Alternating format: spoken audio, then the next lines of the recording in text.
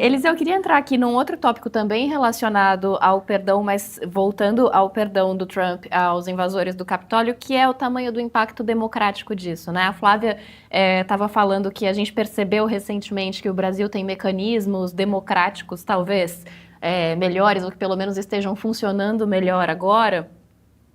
Mas você disse que esse mecanismo do perdão foi criado a partir de um mecanismo inglês e que tem uma restrição ali de traidores à pátria. E como uma pessoa muito apegada à democracia, eu fico com dificuldade de encontrar uma traição maior à pátria do que você invadir o Capitólio para tentar impedir a posse de um presidente democraticamente, legitimamente eleito. Qual é o peso de perdoar um crime contra a democracia e como é que você vê a democracia americana hoje diante do Trump com todo o discurso muitas vezes antidemocrático que ele tem? Felizmente, as instituições norte-americanas, para além da toda a institucionalidade conhecida, enfim, do constitucionalismo moderno, que acabou sendo modelar para todo mundo, existe uma capacidade associativa da população norte-americana, já notada há muito tempo, enfim, talvez desde o Tocqueville, nos anos 1830, e diversos outros analistas ao longo do século XIX e XX, que é a capacidade da população de se organizar e de se contrapor a excessos, né? Portanto, é uma sociedade que ao longo do tempo deu mostras de conseguir resistir a roubos antidemocráticos.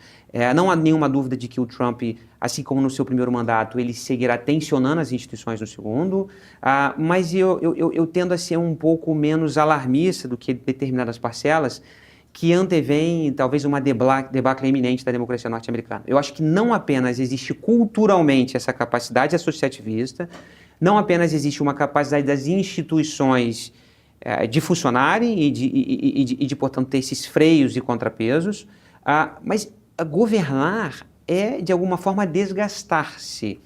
O Trump, ele tem um discurso que funciona muito bem na oposição.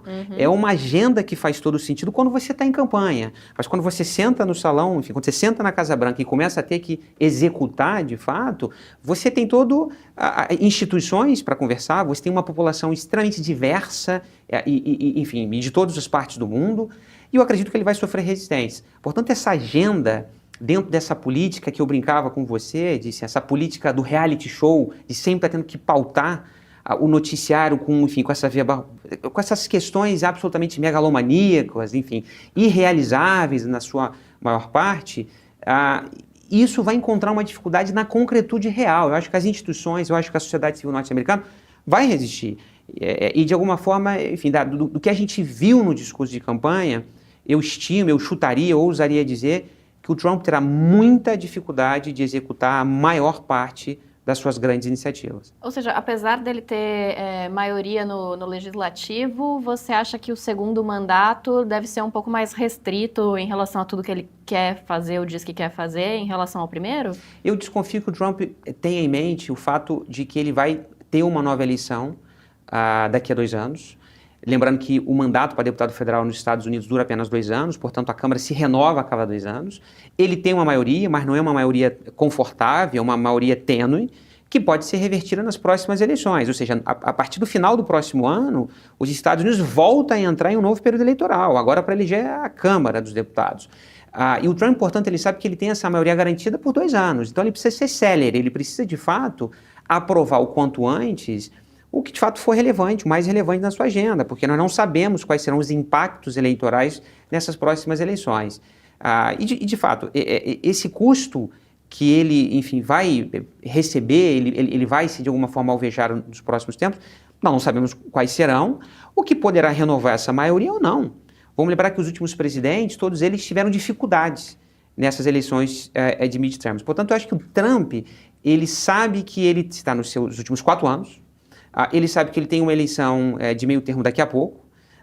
Dificilmente, enfim, pipocou na imprensa a notícia de que se tentaria uma reforma constitucional para permitir um 3º mandato. Dificilmente isso vai ser aprovado. Reformas constitucionais nos Estados Unidos são longas, são difíceis, exigem maiorias de 3/4, enfim, em parlamentos estaduais, enfim, são muitos estados. Eu acredito, portanto, que ele vai focar, se ele precisa de fato aprovar, o que ele precisa são nesses 2 primeiros anos.